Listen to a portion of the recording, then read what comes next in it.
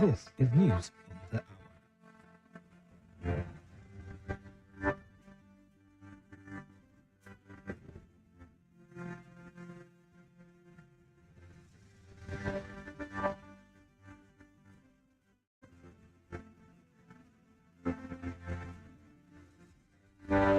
In the headlines, United States Embassy in Abuja shut down amid protests. Shetima says ADC pushed for e-transmission but stumbled on digital membership registration. Saraki hosts daily iftar for thousands, deepens grassroots engagement in Kwara. On foreign scene, Nepal holds first general election since Gen Z protest overturned government. In sports news, 128 boxers battle for 10 slots at 2026 Commonwealth Games. Good afternoon and thank you for staying with us on Diamond 88.7 FM Ilorin. This is the news on the hour. I am Bisola Oduwale Suleiman. We'll bring you details of the news after this break. Please stay with us.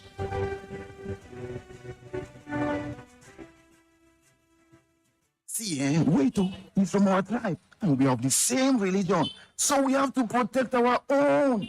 Our tribe isn't corrupt. I beg you, leave them now, our Peking. Wait, stop and think. Do you realize that the impact of corruption and careless decisions by that clansman or family member of yours doesn't know tribalism or nepotism? Let's hold everyone accountable for a better society and country. If you see something, say something to the right authorities. This message is reaching you from Diamond 88.7 FM, Ilorin.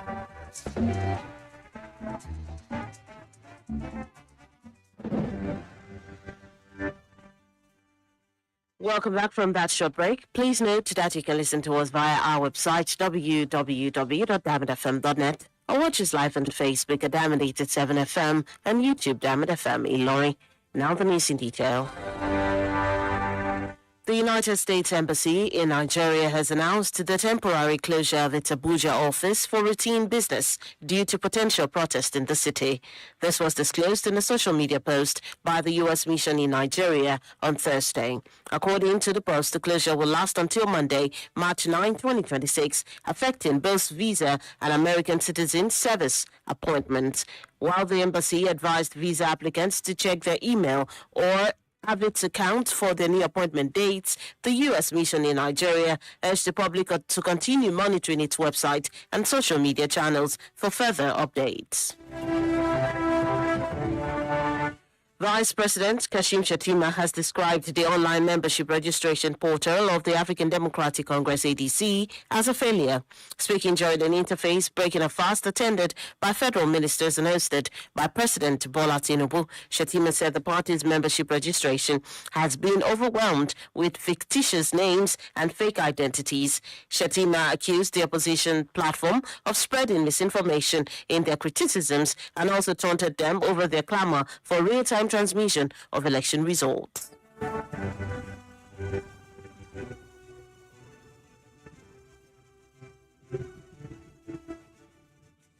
Still in the news, the leadership of Jamaatul Izalatul Bida Waikamati Sunnah Jibwis has formally suspended a prominent Islamic cleric, Sheikh Al-Kali Abubakar Saliu Zaria, for delivering his annual Ramadan tafsir in Damaturu, Yobe State. According to Sheikh Mohammed Sani Yahya Jingir, the national chairman of the Jibwis Council of Ulama, Sheikh Al-Kali was prevented from continuing his tafsir sessions at the Makkah's Mosque after an alleged breach of the organization's preaching guidelines.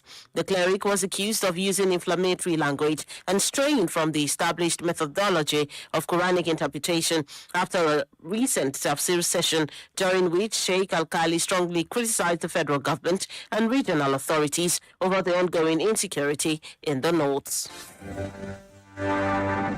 As part of his 10-day stay in Kwara State during the Ramadan season, former Senate President Dr. Abubakar Bukola Saraki hosted daily iftar meals for thousands of residents, drawing participants from across communities and political divides. The daily breaking of fast held at his Ilorin residence brought together religious leaders, traditional title holders, party faithful, youth groups, women associations, artisans, market leaders, elders, and other stakeholders from various local government areas of the state. According to his press officer on local matters, Abdulghani Abdulkadir, the iftar gatherings were designed not only to provide meals for fasting Muslims, but also to strengthen unity, dialogue, and grassroots connection during the holy months.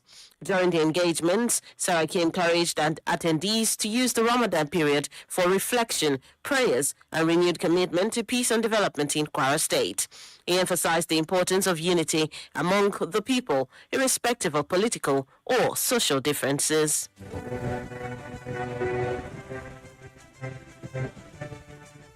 And lastly, on the local scene, the Ashikbomo Igbomino social-cultural organization has called for collaborative effort and synergy in combating security challenges in Igbomino land.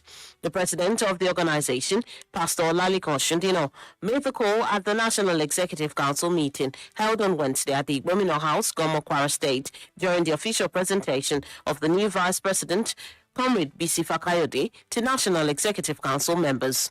In a statement signed by the Public Relations Officer of the organization, Prince Adebisi Popola, the organization commended the efforts of the federal government, the local vigilante group, and all security agencies in addressing the ugly situation of banditry and kidnapping in Igbomino land in parts of Kwara State. The president of the organization also solicited for speedy restoration of peace to the affected areas to enable people go about their legitimate businesses. And that's it on the local scene. The news on the hour is reaching you from Diamond 88.7 FM. Ilorin, we take a short break. When we return, Nepal holds first general election since Gen Z protests overturned government. We'll bring you that story on the foreign scene and others in the world of sports. Just stay with us.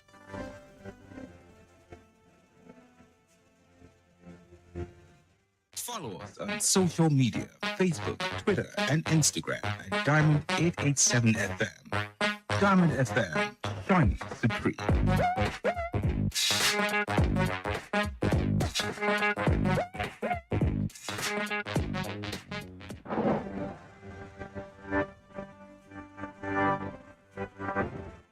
Welcome back from that break. You're still listening to the news on the hour, reaching you from Diamond 88.7 FM, Ilorin. Before that break, we brought you local stories. Now we move on to the foreign scene.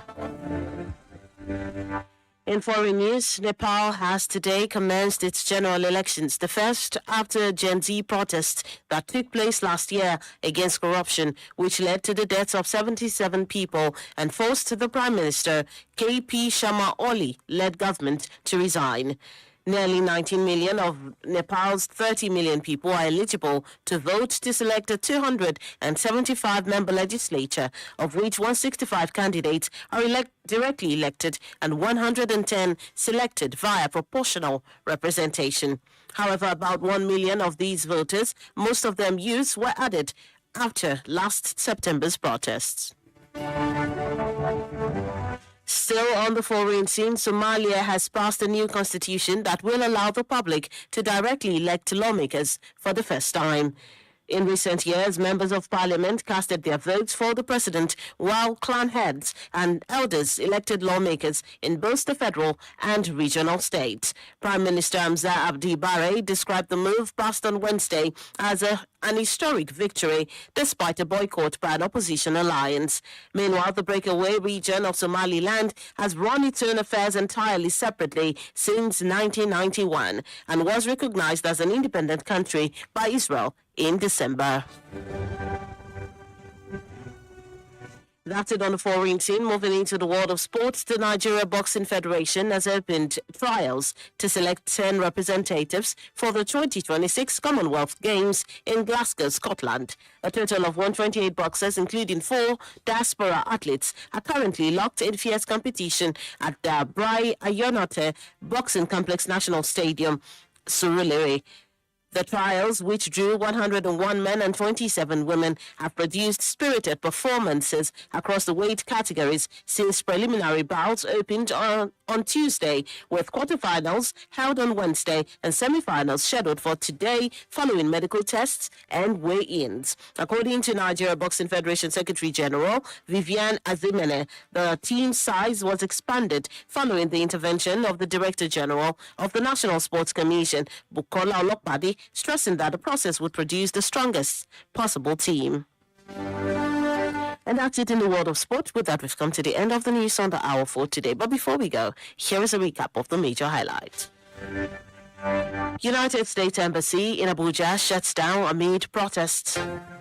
Fatima says ADC pushed for e-transmission but stumbled on digital membership registration.